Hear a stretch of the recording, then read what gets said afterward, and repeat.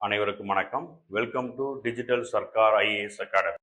இந்த வகுப்புல நம்ம பார்க்க போகுது இந்திய அரசியலமைப்பு இந்தியன் கான்ஸ்டியூஷன்ல இருந்து ஆர்டிகல் 5 to 11 பார்க்க போறோம். ஆர்டிகல் 5ல இருந்து 11 வரைக்கும் என்னென்ன ஆர்டிகல் இருக்கு, அதுக்கான விளக்கங்கள் என்ன, அதை எப்படி நம்ம ஈஸியா ஷார்ட்கட் அடிப்படையில ஞாபகம் வச்சுக்கிறது அப்படிங்கிறத இந்த வகுப்புல நம்ம பார்க்க போறோம்.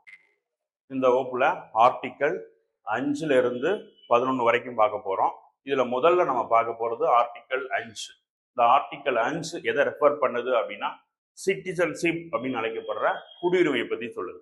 அதாவது ஆர்டிகல் 5 என்ன சொல்லுது அப்படின்னா குடியுரிமை ஒரு நாட்டின் எல்லைக்குள் வாழும் மக்களுக்கு வழங்கப்படும் உரிமை குடியுரிமை அப்படின்னு சொல்லி அழைக்கப்படும். அதை பத்தி ஆர்டிகல் 5 சொல்லுது. அடுத்து நம்ம ஆர்டிகல் 6 பார்க்க போறோம். இந்த 6ல என்ன பார்க்க போறோம் அப்படின்னா பாகிஸ்தான் டு இந்தியா, பாகிஸ்தான்ல இருந்து இந்தியாவிற்கு மைக்ரேட் ஆனவங்களை பத்தி இந்த ஆர்டிகல் 6 சொல்லுது. அதாவது 1948 ஜூலை 19க்கு பிறகு பாகிஸ்தான்ல இருந்து ஒருத்தர் இந்தியாவிற்கு வந்திருக்காரு அப்படின்னா அவர் எப்படி குடியுரிமையை பதிவு செய்து பெறுவது, அதை பத்தி ஆர்டிகல் 6 சொல்லுது.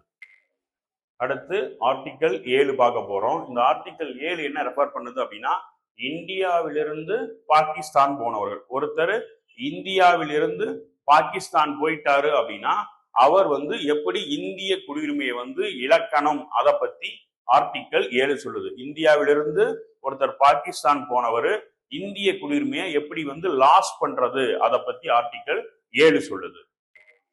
அடுத்து நம்ம ஆர்டிகல் 8 பார்க்க போறோம். ஆர்டிகல் 8 என்ன சொல்லுது அப்படின்னா abroad Indian origin, abroad Indian origin, அதாவது இந்திய வம்சாவளி ஒருத்தர் வெளிநாட்டுல இருக்கிறாரு அப்படின்னா அவர் இந்திய குடியுரிமையை எப்படி பெறணும் அப்படின்ற முறையை பத்தி ஆர்டிகல் 8 சொல்லுது. இவர் கண்டிப்பா என்ன இருக்கணும், இந்திய ஆர்ஜின், இந்திய வம்சாவளியாக இருக்கணும். அப்ப இந்திய வம்சாவளி ஒருத்தர் இந்திய குடியுரிமையை எப்படி பெறணும், அதை பத்தி ஆர்டிகல் 8 சொல்லுது. அடுத்து நம்ம ஆர்டிகல் 9 பார்க்க போறோம். இந்த ஆர்டிகல் 9 என்ன சொல்லுது அப்படின்னா ஃபாரின் சிட்டிசன்ஷிப், வெளிநாட்டு குடியுரிமையை பத்தி சொல்லுது.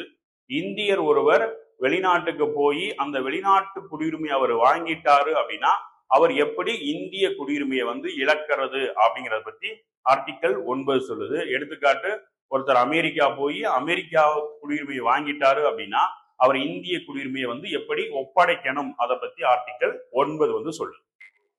அடுத்து ஆர்டிகல் 10 பார்க்க போறோம். இந்த ஆர்டிகல் 10 என்ன சொல்லுது அப்படின்னா சிட்டிசன்ஷிப் கண்டினியூஸ், குடியுரிமை தொடர்ச்சியை பத்தி இது சொல்லுது. அதாவது ஆர்டிகல் 5ல இருந்து 9 வரைக்கும் இருக்க குடியுரிமை சட்டங்கள் அனைத்தும் பாத்தீங்க அப்படின்னா பாராளுமன்றத்திற்கு உட்பட்டு செயல்படும் அப்படிங்கிறத ஆர்டிகல் 10 சொல்லுது.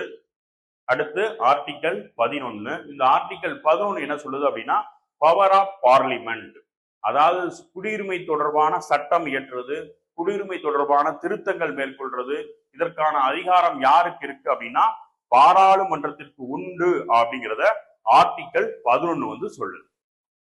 ஆர்டிகல் 5 to 11 பார்த்தோம். இந்த ஆர்டிகல் 5 to 11 எப்படி சிம்பிளா ஷார்ட்கட்டா ஞாபகம் வச்சுக்கிறது அப்படிங்கிறத பார்ப்போம். இதுக்கான கோடு word CBI, CBI abroad foreign citizen continue parliament power. அதாவது சிபிஐல இருக்கிறவங்க அப்ராடு போனாலும் ஃபாரின் போனாலும் அவங்களுடைய சிட்டிசன்ஷிப் கண்டினியூ ஆகும் அப்படின்னு பாராளுமன்றம் அவங்களுக்கு பவர் கொடுத்துருக்கு. எப்படி ஞாபகம் வச்சுக்கிறீங்க, சிபிஐல இருக்கிறவங்க அப்ராடு போனாலும் ஃபாரின் போனாலும் அவங்களுடைய சிட்டிசன்ஷிப் கண்டினியூ ஆகும் அப்படின்னு சொல்லி பாராளுமன்றம் பவர் கொடுத்துருக்கு அப்படின்னு ஞாபகம் வச்சுக்கோங்க. இப்ப இதுக்கான விளக்கத்தை பார்ப்போம். இதுல சி அப்படிங்கிறது எதை குறிக்கிறது அப்படின்னா சிட்டிசன்ஷிப், இதுதான் பாத்தீங்க அப்படின்னா ஆர்டிகல் 5.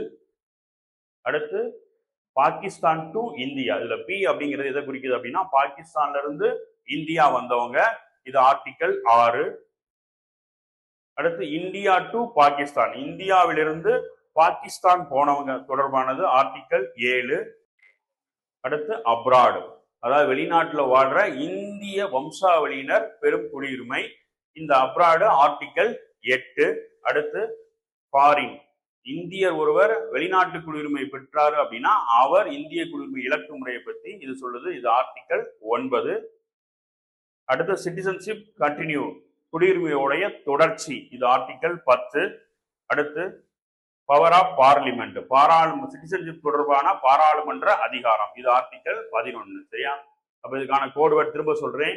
சிபிஐல இருக்கிறவங்க அப்ராடு போனாலும் ஃபாரின் போனாலும் அவங்க சிட்டிசன்ஷிப் கண்டினியூவா இருக்கும் அப்படின்றதுக்கு பாராளுமன்றம் அவங்களுக்கு என்ன கொடுத்துருக்கு?